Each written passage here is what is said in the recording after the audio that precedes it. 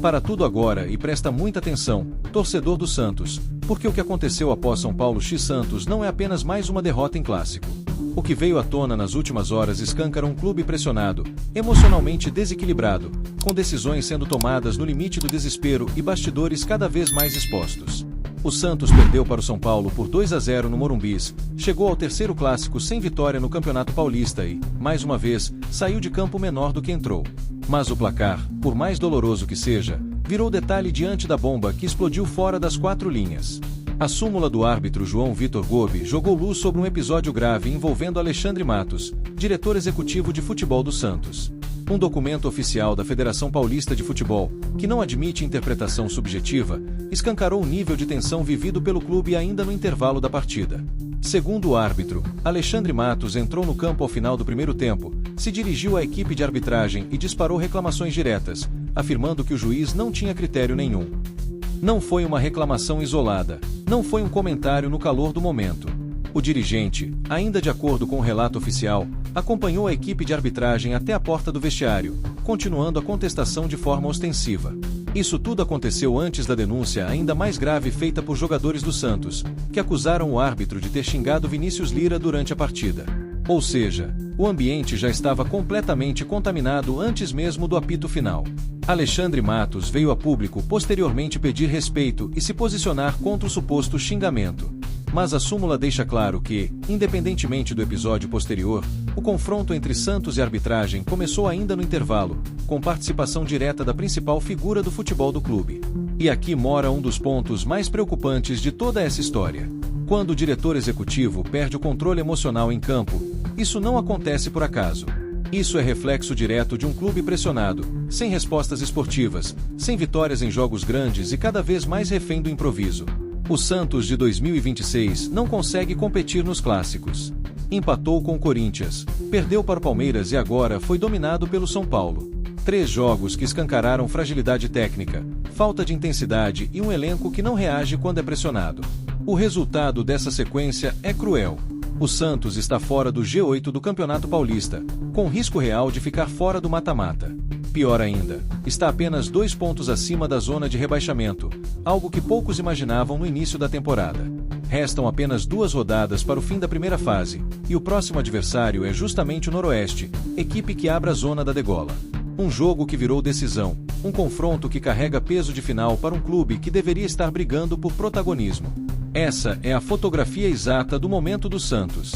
Um clube grande, pressionado por resultados imediatos, sem margem para erro e com a confiança completamente abalada. Dentro de campo, os problemas se acumulam. O meio-campo segue lento, previsível e sem poder de reação. Contra o São Paulo, as atuações de João Schmidt, Rolleiser e Zé Rafael foram amplamente criticadas. Gabriel Menino perdeu completamente o controle emocional, foi expulso ainda no primeiro tempo e deixou o time em situação ainda mais delicada. William Arão segue fora após cirurgia renal, o que reduz drasticamente as opções do setor. O elenco é curto, mal equilibrado e obriga o treinador a trabalhar sempre no limite. E falando em treinador, Juan Pablo Vojvoda começa a dar sinais claros de incômodo. O técnico argentino, conhecido por seu perfil equilibrado e discurso ponderado, já não esconde a insatisfação com a lentidão da diretoria no mercado da bola. Após as negativas por Felipe Loyola e com Ascacibar praticamente fechado com o Boca Juniors, o Santos partiu para uma tentativa ousada e reveladora. Vojvoda ligou pessoalmente para Hércules, volante do Fluminense, numa tentativa direta de convencê-lo a vestir a camisa do Peixe. Esse tipo de movimento não é comum. Quando um treinador liga diretamente para um jogador, isso mostra 2 coisas muito claras: desespero por reforços e ausência de alternativas viáveis no planejamento do clube. A aposta, no entanto, fracassou. Hércules não demonstrou interesse em deixar o Fluminense para atuar em outro clube brasileiro. Além disso, o clube carioca deixou claro que não pretende negociar o jogador, nem mesmo abrir conversas. A diretoria santista ainda tentou usar uma carta na manga, envolvendo valores que o Fluminense teria a pagar em negociações antigas relacionadas a Nonato e Soteldo. Nem isso foi suficiente. O Fluminense se manteve irredutível, fechando qualquer possibilidade de negócio. O resultado é um Santos travado no mercado, com necessidades claras, mas sem poder de barganha. O clube busca um volante de grande mobilidade, capaz de dar dinâmica ao meio-campo e aliviar a pressão sobre os homens de frente, mas não consegue avançar em nenhuma negociação. Enquanto isso, o tempo passa, o Campeonato Paulista se aproxima da reta final e o elenco segue incompleto. A sensação é de que o planejamento foi mal executado e agora o clube corre atrás do prejuízo, sempre atrasado em relação aos concorrentes. A situação se torna ainda mais delicada quando se olha para o ambiente interno. A exposição pública de Alexandre Matos, somadas críticas à arbitragem, cria um clima de confronto que pouco ajuda um time fragilizado emocionalmente. O Santos entra em uma espiral perigosa.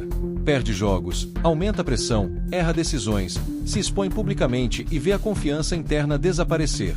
Esse ciclo, quando não é interrompido rapidamente, costuma cobrar um preço alto. E o torcedor sente isso.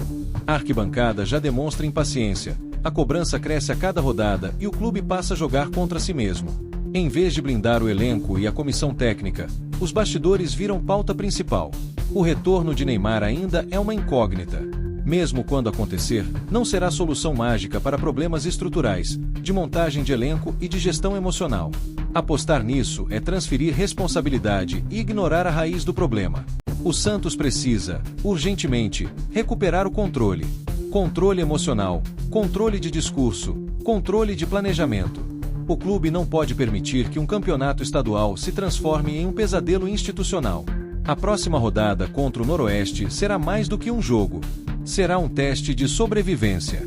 Uma derrota pode empurrar o Santos para a zona de rebaixamento e aprofundar ainda mais a crise. Uma vitória, por outro lado, pode aliviar momentaneamente a pressão, mas não apaga tudo o que foi exposto. O clássico contra o São Paulo deixou marcas profundas. Não apenas pelo resultado, mas pelo que revelou nos bastidores. Um dirigente exposto em súmula, um treinador pressionando por reforços, um elenco sem respostas e um clube caminhando no fio da navalha. A pergunta que fica é simples, direta e incômoda. Quem está no comando do Santos neste momento? Existe um plano claro ou o clube está apenas reagindo aos problemas conforme eles aparecem? Enquanto essas respostas não surgem, o Santos segue jogando decisões semana após semana, com margem mínima para erro e com a história exigindo muito mais do que está sendo entregue. Aqui não tem maquiagem, não tem pano passado. O momento é grave, o alerta está ligado e o torcedor precisa entender a dimensão real do que está acontecendo na Vila Belmiro. Até o próximo vídeo. Santos é raiz, é falado com ritmo animado. Hey, hey, hey. Santos Raiz, notícia chegou, meu irmão. Se liga na batida que não sai do coração.